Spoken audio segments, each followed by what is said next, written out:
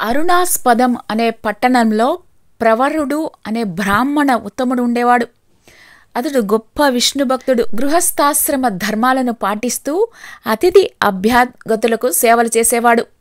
అతడికి తీర్థయాత్రలంటే చాలా ఇష్టం. కానీ దేవతార్చన, మాతాపితరుల సేవ, అతిథి అభ్యాగతుల సేవ, స్వాధ్యాయం అనే నియమాలన్నిటినీ తప్పకుండా ఎంతో శ్రద్ధగా చేయటంతో ఎక్కడికి వెళ్ళడానికి కుదిరేది కాదు. ఎవరైనా తీర్థయాత్రలు చేసి వచ్చారు అంటే వారిని ఆహ్వానించి యాత్రా విశేషాలు అన్నీ వినేవాడు. ఒకరోజు చాలా తీర్థయాత్రలు చేసిన సిద్ధుడు ప్రవరుని ఇంటికి వచ్చాడు.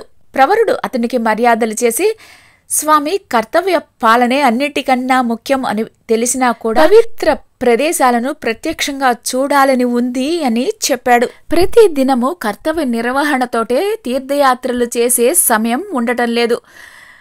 ఈ విధంగా చెప్పగానే ప్రవరాఖ్యుని గృహస్థ ధర్మపాలనా దీక్షకు సిద్ధుడు సంతోషించాడు. నీవు సులభంగా తీర్థయాత్రలకు వెళ్ళి రావచ్చు. నా వద్ద ఒక పసరు ఉంది.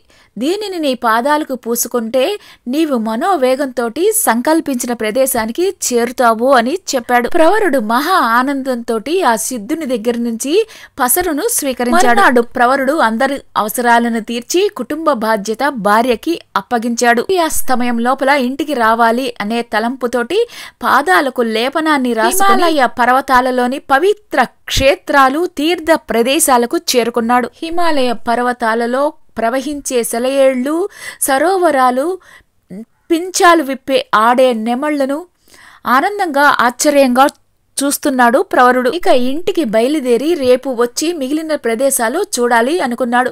కానీ కదలలేకపోయాడు. మంచు నీటిలో పాదలేపనం కరిగిపోయింది. నిమిషం కనిపించకపోయినా చింతించే తల్లిదండ్రులను, అనుకూలవతైన భార్యను తలుచుకుని బాధపడ్డాడు. ప్రియ శిష్యులను తలుచుకుని విచారించాడు.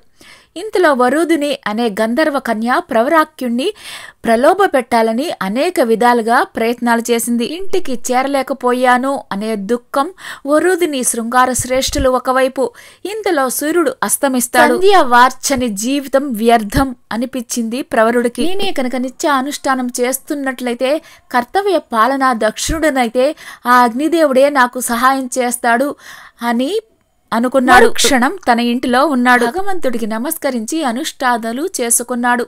ఇంటిల్లి పాదిని ఆనందపరిచాడు ప్రవరుడు. కర్తవ్య పాలనను మనస, వాచ, కర్మణ ఆచరించిన ప్రవరుణ్ణి రక్షించి అతని నిష్టకు అంతరాయం కలగకుండా కాపాడాడు భగవంతుడు. ధర్మో రక్షతి రక్షితః అంటే ఇదే. ప్రవరుని మనో నిగ్రహం కూడా మనకి ఆదర్శం.